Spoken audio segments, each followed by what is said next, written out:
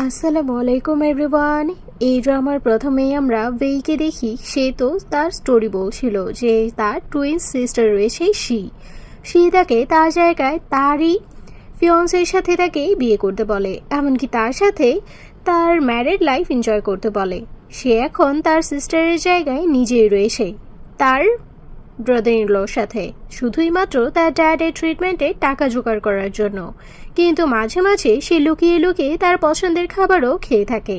কিন্তু তখনই হুট করে ডোরবেল বেজে উঠলে সে ভয়ে তার সেই নুডলসটা ফেলে দেয়, কারণ তার সিস্টারের এটাতে অ্যালার্জি ছিল। সে তাড়াতাড়ি এটা ফেলে স্মেল দূর করার জন্য হাত নাড়াতে থাকে। তখনই তার ব্রাদার ইন ল, যার সাথে এখন সে তার ওয়াইফ হিসেবে রয়েছে, সে আসে। মিস্টার হু এসেই তাকে তার বার্থডে উইশ করে, আর সে এর পছন্দের ফ্লাওয়ার্সও নিয়ে আসে, কারণ সে তো জানতো এটা কিন্তু এখানে যে ওয়ে রয়েছে সেটা তো আর সে জানতো না। কিন্তু ওয়ের আবার এই রেড রোজে অ্যালার্জি ছিল। সে তাকে হাক করতে বলে সে সেখানে মন খারাপ করে ফেলে আর ভাবে যে তুমি কি সত্যি আমাকে ভালোবাসো না আমার সিস্টারকে। এটা বলেই তাকে বাথ নেওয়ার জন্য তার শাওয়ার বাথটা কমপ্লিট করে সাজিয়ে দেয়। কিন্তু যখন সে চলে যাবে তখন মিস্টার হুয়ো তাকে আটকার বলে যে আমি এত দূর থেকে তোমার জন্যই ফিরে এসেছি, এর জন্য কি আমি কোনো রিওয়ার্ড পাবো না? আর সেখানেই তারা আবারও কিছু টাইম স্পেন্ড করে। রাত্রি যখন মিস্টার হুয়ো ঘুমিয়ে পড়ে তখনই আবার সে বাহিরে আসে, আর সেই ফ্লাওয়ারটা ফেলার জন্য আসে, কারণ এটাতে তার অ্যালার্জি, তার অনেক হাঁচি কাশি হচ্ছিল। তখনই সে অবাক হয় এটা দেখে যে 1 বছর পর তার টুইন সিস্টার ওয়েই ব্যাক করেছে। আর আরও শক করার বিষয় হচ্ছে যে সে এসেই তাকে বলছে যে চলো নিজেদেরকে আবারও নিজেদের জায়গায় পরিবর্তন করে নেই। এটা শুনে তো এখানে বেই পুরোই শকড যে সে এটা কি বলছে। এতদিনে সে তার সংসারটাকেই সাজিয়ে নিয়েছে। বেই তাকে বলে যে কিন্তু তুমি তো তোমার বয়ফ্রেন্ডের সাথে ছিলে। আর এখান থেকে আমরা 1 বছর আগের সিন দেখি যে এখানে তো সে তার বয়ফ্রেন্ডকে নিয়ে তার বার্থডে সেলিব্রেট করছিল একটি বারের মধ্যে, আর সেম বারের মধ্যেই আবার অন্য আরেকটি রুমে ওয়ের সাথে একটি ক্লায়েন্ট অনেক মিসবিহেভ করছিল, কারণ সে সেখানে কাজ করত ওয়েট্রেস হিসেবে। সেহেতু সেখান থেকে কোনো রকম পালিয়ে যখন অন্য আরেকটি রুমে আসে তখনই সে শিকে দেখে আর বলে ওঠে যে সিস্টার তুমি এখানে। সে তো পুরোই শকড হয়ে তাকে দেখে আর অন্য রুমে নিয়ে যাওয়ার বলে যে তুমি এখানে, তাও তোমার এই অবস্থা কেন।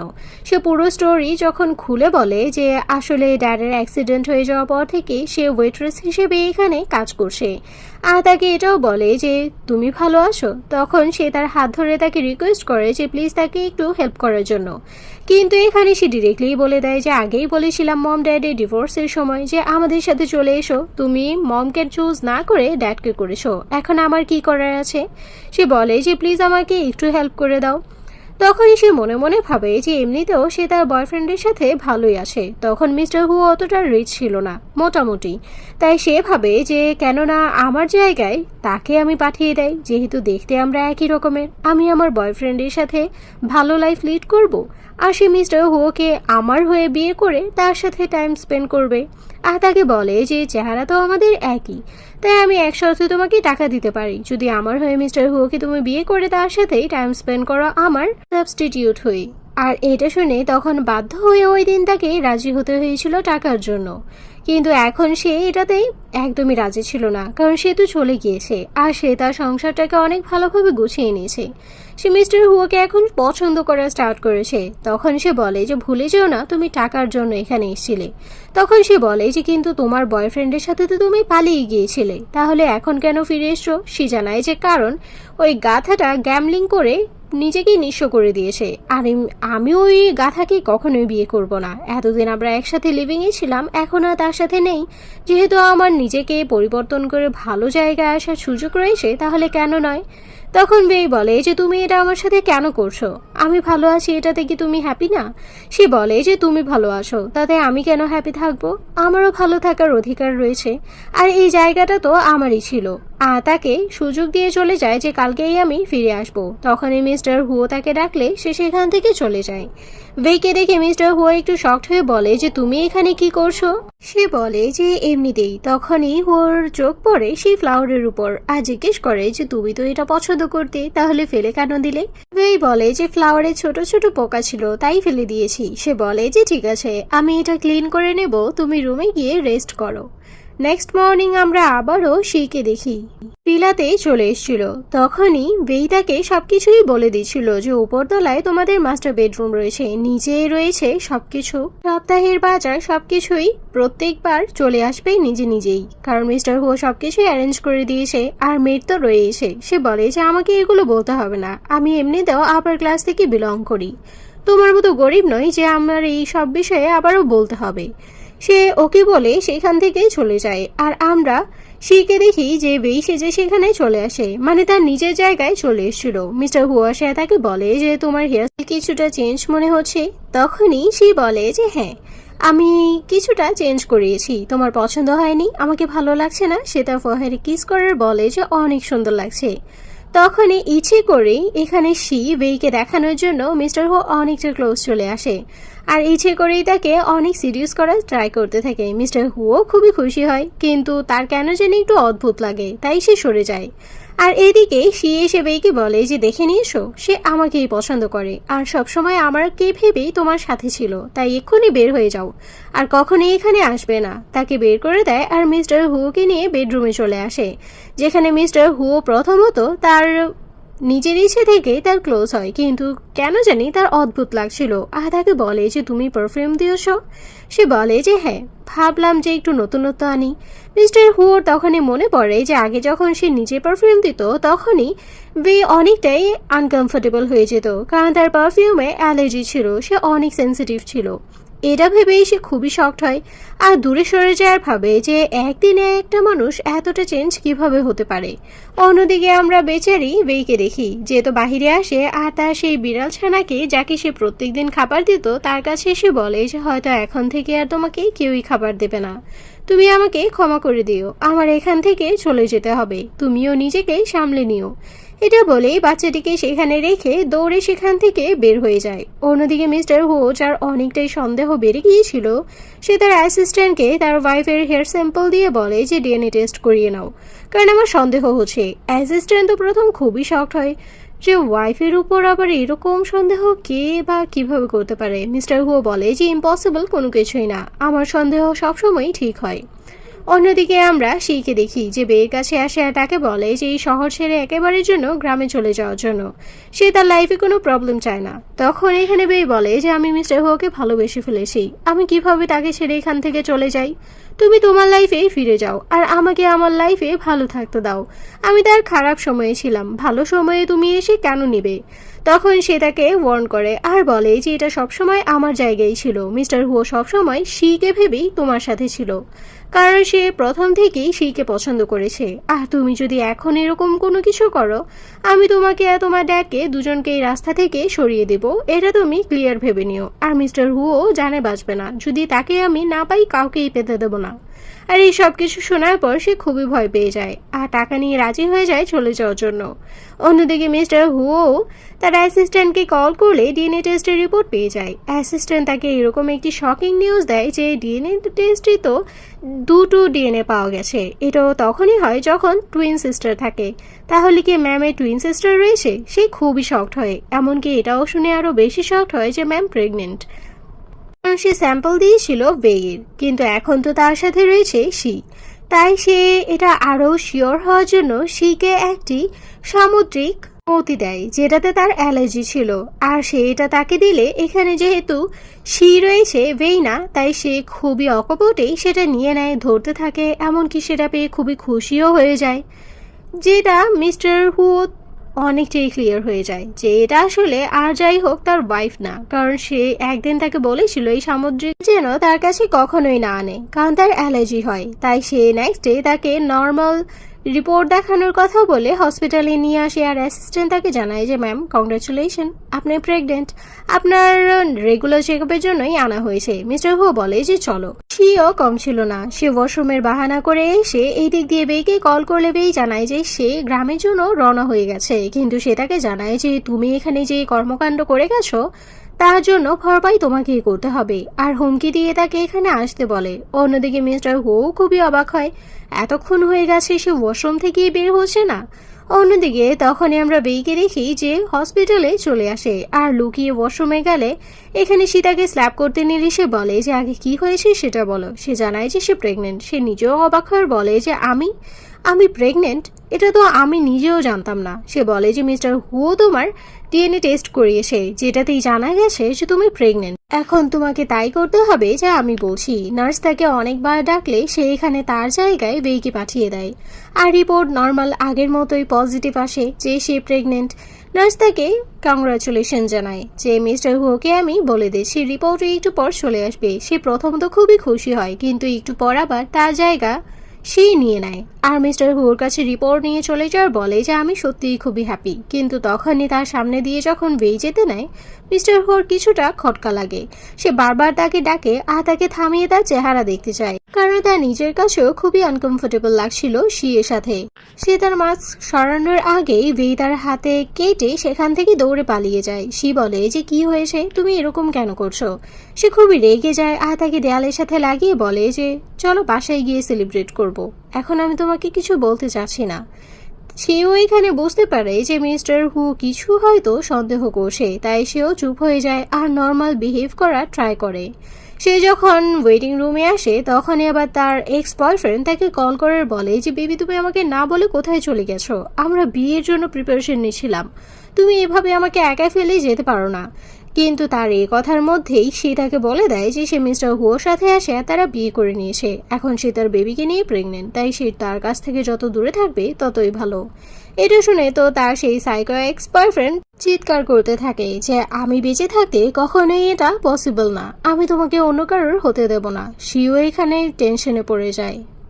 এদিকে আমরা বেইকে দেখি সে যখন তার ড্যাডির সাথেই বসেছিল মন খারাপ করে যে তুমি তাড়াতাড়ি সুস্থ হয়ে যাও, আমি সত্যিই চাই আমার পাশেও কেউ একজন থাকুক যাকে আমি বিশ্বাস করে আমার মনের সব কষ্টই বলতে পারবো। ড্যাড তুমি তাড়াতাড়ি সুস্থ হয়ে যাও। আর তখনই সেখানেই সে আসে আর তাকে বলে যে অনেক হয়েছে তোমার এই নাটক, এখন আর আমি এই নাটক চালিয়ে যেতে পারবো না। মিস্টার হু বসে যতদিন আমি প্রেগনেন্ট থাকবো এই হসপিটালে আমাকে থাকতে হবে, এটা আমার পক্ষে পসিবল না। একটি কাজ কেন করা যায় না? এই বাচ্চাই যদি না থাকে তাহলে তো আর এত ঝামেলাও থাকবে না আর আমাকে এতদিন এখানে এই হসপিটালে বন্দি হয়ে থাকতে হবে না। এরকম একটি নাটক সাজাও যেখানে তুমি অ্যাক্সিডেন্ট হবে, বাচ্চাটা মিসক্যারেজ হয়ে যাবে আর আমি এরকমভাবে প্রিটেন্ড করব যে দুর্ঘটনার কারণে বাচ্চা হারিয়ে ফেলেছি, তাহলেই তো সব সলভ হয়ে যাবে। এখানে বেই তার এই কথা শুনেই পুরোই শকড আর বলে যে তুমি তো আমার সিস্টার, তুমি কিভাবে আমাকে এরকম একটি কথা বলতে পারো? তোমার কি একটুও দয়া হয় না আমার জন্য? অন্যদের সিস্টার তো এরকম হয় না। তখন সে বলে যে আমি এরকমই, কারণ ভালো থাকতে হলে অবশ্যই কিছু তো স্যাক্রিফাইস করতেই হয়। আর তুমি তো জানোই তোমার ড্যাডির ট্রিটমেন্টের সব খরচ আমিই চালাচ্ছি, যদি তোমার ড্যাডি না থাকে তাহলে তুমি এত ভালোবাসা দিয়ে করবেটা কি? যার কারণে বেচারিকে রাজি হতে হয় আর তার সাথে সেই জায়গায়ই যেতে হয়, এমনকি তারা তো ড্রেসও এক্সচেঞ্জ করে নেয়। সে বলে যে মনে আছে তো কি বলেছি? তখন এখানে বেই ঘাবড়াচ্ছিল আর বলছিল যে প্লিজ তুমি আমার সাথে যাই করার করো, কিন্তু আমার বাচ্চাটাকে নষ্ট করো না, সে তো এই পৃথিবীর আলোও দেখেনি, তারপর তুমি কেন তার সাথে এরকম করছো? আমি অনেক দূরে চলে যাব।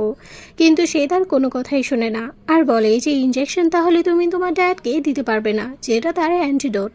আর মনে রেখো যে আমি যা বলবো তাই হবে, নয়তো তোমাকে আমি এখান থেকে ফেলে রেখে চলে যাব, তোমার ড্যাডকে অনেক দূরে পাঠিয়ে দেব। আর তাকে বোঝায় যে এই পাহাড় থেকে পড়ে যাওয়ার নাটক তোমাকে চালাতে হবে, নয়তো তুমি জানোই আমি কি করতে পারি। এখানে শিয়ের এই সব কথা শুনে বে একদমই মানা করে দেয় যে আর যাই হোক সে আর নিজেকেই স্যাক্রিফাইস করবে না, সেই তো এখানে তাকে পাঠিয়েছিল। তখনই সেখানে ইচ্ছে করেই সে তার বয়ফ্রেন্ডকেও ডেকে পাঠায়, যেই কিনা এখানে বেইকেই সেই ভাবতে থাকে আর তার গলা চেপে ধরে বলে যে তুমি আমাকে ছেড়ে অন্য কারোর সাথে প্রেগনেন্ট হয়েছো, এটা আমি কখনোই মেনে নিতে পারবো না। তুমি আমাকে ভালোবাসো বলেছিলে, তাহলে কেন এরকম করেছো? আর পাগলের মতো তাকে ধাক্কা দেওয়া ট্রাই করতে থাকে। কিন্তু তখনই ঠিক টাইমে মিস্টার হু চলে আসে, যেই কিনা এখানে বেইকেই ধরে ফেলে আর তাকে সেভ করে নেয়। তখনই দূর থেকে সে সব কিছুই দেখতে পায় আর তার কোনো ওয়ে ছিল না, যার কারণে সে মিস্টার হুয়োর সামনে চলে আসে। আর মিস্টার হুয়ো তো দুই বোনকে একসাথে দেখে পুরোই শকড যে এটা আমরা কি দেখছি। এমনকি এখানে সি এর বয়ফ্রেন্ডকে সে তাড়িয়ে দেয় আর মিস্টার হুয়োকে বলে যে আসলে সে আমার টুইন সিস্টার। আমরা এতদিন শহরেই ছিলাম, সে গ্রামে ছিল ড্যাডির সাথে। আর কিছুদিন আমার প্রেগনেন্টের কথা শোনার পর সে এখানে চলে আসে থাকার জন্য। তুমি দয়া করে তাকে ভুল বুঝো না, আসলে সে গ্রামে থাকে তো তাই এরকম একটু লুচ্চা লাফাঙ্গার প্রেমে পড়ে যায়। আমি তাকে কত মানা করেছি, সে এইসব ছেলের কাছ থেকে দূরেই থাকে না। সে আসতে না আসতেই তার এই ড্রাঙ্ক আর নেশারি বয়ফ্রেন্ড এখানে আবার তার পিছু করতে করতে চলে আসে। সেই তো এখানে মিথ্যে নাটক সাজাই, কিন্তু মিস্টার হুর কেন জানি সেইকে অচেনা লাগছে আর বেয়ের দিকেই তার অ্যাট্রাকশন ফিল হচ্ছিল। সে তাকে বারবার বলে যে সত্যি কি তুমি তার টুইন সিস্টার? আমি কি তোমাকে আগে কখনো দেখেছি? প্লিজ সত্যি কথা বলো। তখন এখানে সে তাকে যখন ইশারা করে তখন বেইকে আর কোনো ওয়ে না পেয়ে মানতেই হয়। আর সে তাকে বলে দেয় যে হ্যাঁ আমি তার টুইন সিস্টার। আর তখনই মিস্টার হুয়োকে সে তার দিকে নিয়ে আসে আর বলে যে তোমাকে আমি বললাম না, তুমি কেন তাকে বিরক্ত করছো? আর এখানে মিস্টার হুয়া আবার বেইকে বাঁচাতে গিয়ে নিজে একটু হার্ট হয়ে গিয়েছিল। এখানে সেইটাকে হসপিটালে নিয়ে আসে, কিন্তু মিস্টার বেই তার গলা চেপে ধরে বলে যে অনেক হয়েছে তোমার নাটক, আমি আর এগুলো ফেস করতে পারবো না। আমি জানি তুমি আমার ওয়াইফ না, যার কারণেই তুমি আমার কাছে থাকলেও আমার কাছে নেগেটিভ ফিল হয়। আমি কখনো পজিটিভ ফিলই করতে পারি না বেইয়ের মতো। তুমি সত্যি করে বলো তুমি কে, তুমি বেই না সি? কারণ আমি সব সত্যি জানতে পেরে গেছি। আর তখনই ডক্টরকে দিয়ে তার ব্লাড স্যাম্পল নিয়ে নেয় যেন সে টেস্ট করে দেখতে পারে যে সে প্রেগনেন্ট কিনা, কারণ তার ওয়াইফ প্রেগনেন্ট সেটা খুব ভালোভাবেই জানতো। আর এখানে আমরা মিস্টার হুয়োকে এতটা স্ট্রংলি দেখে সেও একটুটা নার্ভাস হয়ে পড়ে। আর সে এখানে সত্যিটা স্বীকার করে নেয়, কারণ ডক্টর তাকে রিপোর্ট দেখিয়ে দেয় যে সে প্রেগনেন্ট না, তার মানে সেই সি। আর যাকে সে এতক্ষণ সি বলেছে সেই আসলে বেই। তার সন্দেহ ঠিক ছিল। সে তাকে বলে যে এইসব কেন করেছো? তখন সে ডিরেক্টলি বলে দেয় যে বেই তো তোমার কাছে টাকার জন্য এসেছিল, তার ড্যাডকে সেভ করার জন্য। আমি তো তোমাকে ভালোবেসে এসেছি, তাহলে কেন তুমি আমাকে অ্যাকসেপ্ট করে নিচ্ছ না? সে তো টাকার জন্যই আমার সাথে এক্সচেঞ্জ হয়েছে। আমি তখন ভুল বুঝেছি তোমাকে, তোমার সাথেই আমার বিয়ে ঠিক হয়েছিল, তাহলে তো আমি তোমাকে ডিজার্ভ করি। কিন্তু মিস্টার হুয়ো তাকে দূরে ফেলে দেয় আর বলে যে কখনোই না, তোমার মতো মেয়ে কখনোই আমাকে ডিজার্ভ করে না, আর না আমি তোমাকে ডিজার্ভ করি। তোমাকে আমি এখান থেকে পাঠিয়ে দেব অনেক দূরে, কারণ অনেক দিন ধরে আমি তোমার উপর নজর রেখেছি। তুমি এতদিন অনেক ব্ল্যাকমেল করেছো বেকে, আর নয়। আর এখানে তার অ্যাসিস্ট্যান্টকেও বলে দেয় যে তাকে এতটা দূরে পাঠিয়ে দাও যেন সে আর কখনোই আমাদের মাঝখানে আসতে না পারে। আর অ্যাসিস্ট্যান্টও তাকে সেখান থেকে নিয়ে চলে যায়। সে তো অনেক মানা করতে থাকে, অনেক রিকোয়েস্টও করে, কিন্তু এখানে তার কোনো অপশন ছিল না। অন্যদিকে আমরা বেইকে দেখি যেহেতু তার ড্যাডের দেখাশোনা করতে করতে সেখানেই হসপিটালে ঘুমিয়ে পড়েছিল। মিস্টার হুয়ো সেখানে আসে আর তাকে দেখে মনে মনে ভাবে যে তার উপর দিয়ে কতই না ঝড় ঝাপটা গেছে। সে তাকে নিতে চাইলে এখানে বেই তো কোনো কিছুই জানতো না, তাই সেই সেজে চলে যেতে চায়, কিন্তু সে তাকে কোলে করে গাড়িতে উঠে এনে আর বলে যে এখন থেকে তুমি আমার সাথেই থাকবে।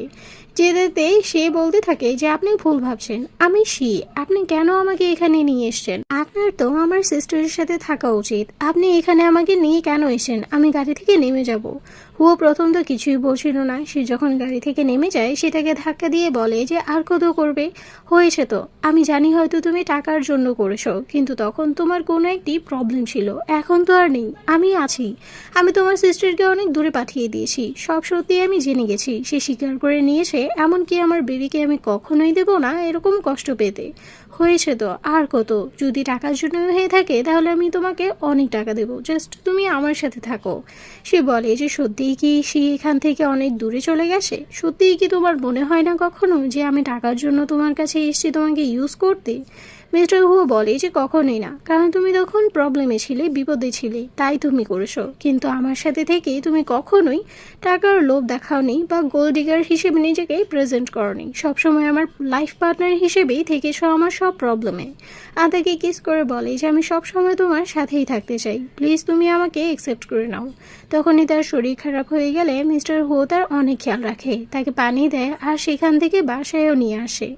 এখানে ওয়ে বুঝতে পারছিল না যে সত্যিই কি তাকে মিস্টার হুর উপর আবারও বিশ্বাস করা উচিত, নাকি আবারও সে এসে কোনো প্রবলেম ক্রিয়েট করে দেবে। কারণ সে বলেছিল তাকে একদিন যদি সে মিস্টার হুকে না পায় সে তাকেও পেতে দেবে না, তাকে মেরে ফেলবে। সে প্রথমত ভয়ে ভয়ে মিস্টার হুর কাছে যায় না, কিন্তু রাত্রে যখন মিস্টার হুয়ের একটু চিৎকার শুনতে পায় সে তার কাছে যায়, যে একা একাই কথা বলছিল। আসলে তার অনেক জ্বর এসেছিল, যার কারণে সে ঘুমের ঘোরেই বকবক করছিল, যেখানে সে অনবরত বলেই যাচ্ছিল যে বে প্লিজ তুমি আমাকে ছেড়ে কোথাও যেও না।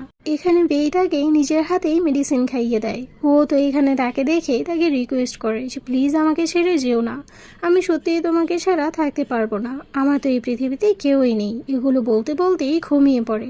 সারা রাত বেই মিস্টার হুর খেয়াল রাখে, আর সকালে মনে মনে ভাবে যে আর কত আমি বিরক্ত করব তাকে, আর তাকে একসেপ্ট করে নেয় এটা ভেবে যে এখন যদি সে চলেও আসে সে তার সাথে ফাইট করবে। অ্যাট লাস্ট আমরা ওয়েকে দেখি যেহেতু খুব সুন্দরভাবেই ব্রাইডাল সাজে আসে, আর সামনে তার ড্যাড ছিল যে এখন পুরোপুরি সুস্থ ছিল। বেবিকে নিয়ে অনেক খুশি মনেই তাদেরকে দোয়াও দেয়, আর সামনেই তাদের ওয়েডিংও ছিল। এই কিউট ড্রামাটি এখানেই শেষ হয়ে যায়।